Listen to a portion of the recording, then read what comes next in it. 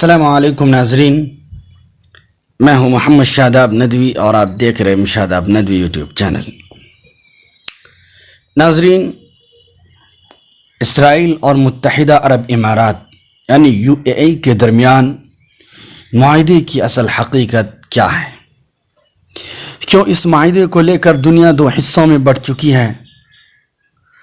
کچھ لوگ اس کی حمایت کر رہے ہیں تو وہیں پر کچھ لوگ اس کی پرزور مخالفت بھی کر رہے ہیں، اور امریکہ اس معاہدے کو لے کر بڑھ چڑھ کر کیوں حصہ لے رہا ہے؟ کیا ہے اس کی حقیقت؟ آج کے اس ویڈیو میں ہم جانیں گے۔ تفصیلی روشنی ڈالنے سے پہلے آپ سے گزارش ہے کہ اگر آپ نے میرے اس چینل شاداب ندوی کو سبسکرائب نہ کیا ہے تو براہ کرم سبسکرائب کر دیں اور بیل آئیکن کو ضرور دبائیں تاکہ میری ساری ویڈیو وقت پر آپ کے موبائل پر پہنچتی رہیں۔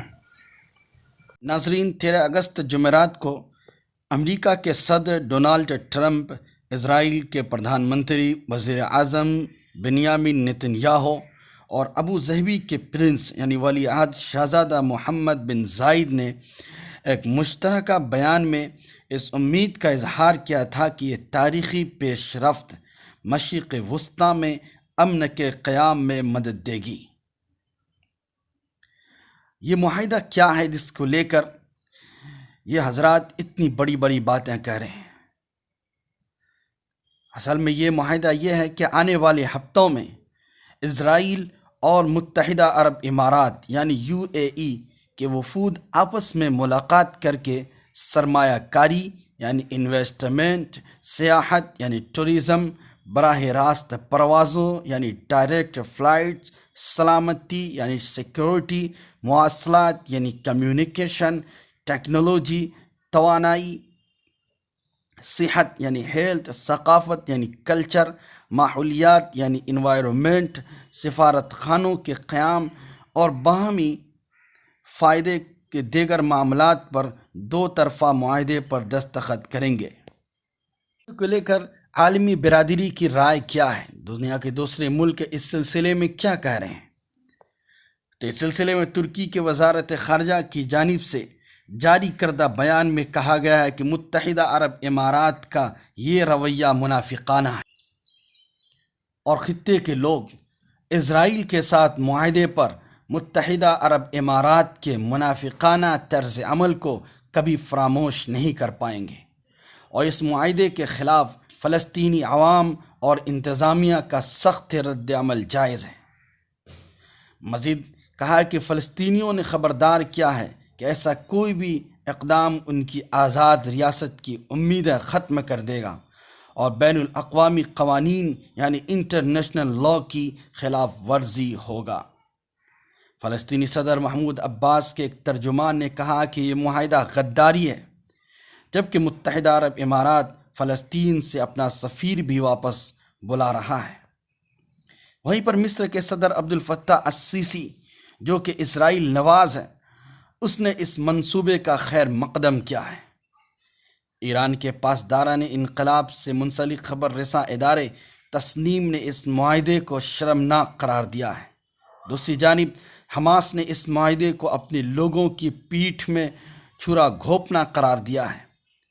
ترکی نے یہ بھی کہا کہ یہ بہت پریشان کن بات ہے، متحدہ عرب امارات کو عرب لیگ کی جانب سے تیار کردہ عرب امن منصوبے کے ساتھ چلنا چاہیے تھا۔ یہ بات درست نہیں ہے کہ اس تین طرفہ اعلان کو فلسطینی عوام کے لیے فائدہ مند قرار دیا جا رہا ہے۔ خیال رہے کہ اس امن معاہدے کے بعد متحدہ عرب امارات یہودی ریاست کے ساتھ باضابطہ سفارتی تعلقات قائم کرنے والا تیسرا عرب ملک بن گیا ہے۔ اب تک صرف اردن اور مصر ہی وہ دو ممالک تھے جنہوں نے اسرائیل کو باقاعدہ تسلیم کرتے ہوئے اس کے ساتھ باضابطہ تعلقات استوار کر رکھے ہیں۔ ان دو ریاستوں کے برعکس خلیجی عرب ممالک میں سے کسی کے بھی اسرائیل کے ساتھ کوئی باقاعدہ سفارتی تعلقات نہیں تھے، اور نہ ہی انہوں نے اسرائیلی ریاست کو سرکاری طور پر تسلیم کیا تھا۔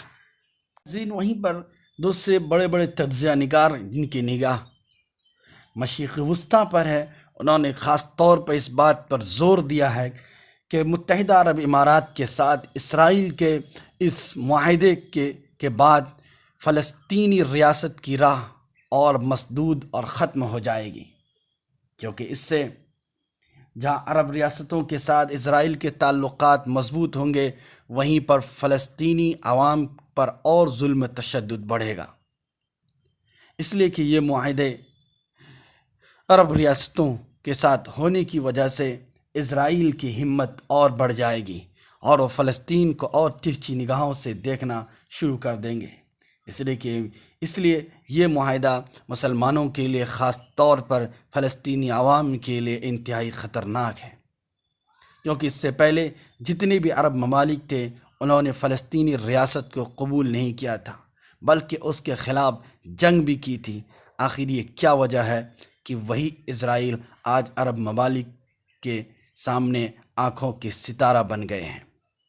ناظرین، یہ دور بہت ہی خطرناک ہے، ہمیں چاہیے کہ ہم ان موضوعات پر بھی غور کریں اور اس کا گہرائی سے مطالعہ کریں اور اللہ سے دعا بھی کریں کہ اللہ مسلمانوں کو امن و سکون میں رکھے اور اپنی پناہ میں رکھے۔ ناظرین، آخر میں گزارش ہے کہ اگر آپ نے میرے چینل کو اب تک سبسکرائب نہ کیا ہے تو برائے کرم ضرور سبسکرائب کریں اور کمنٹس کر بتائیں کہ اس سلسلے میں آپ کی رائے کیا ہے۔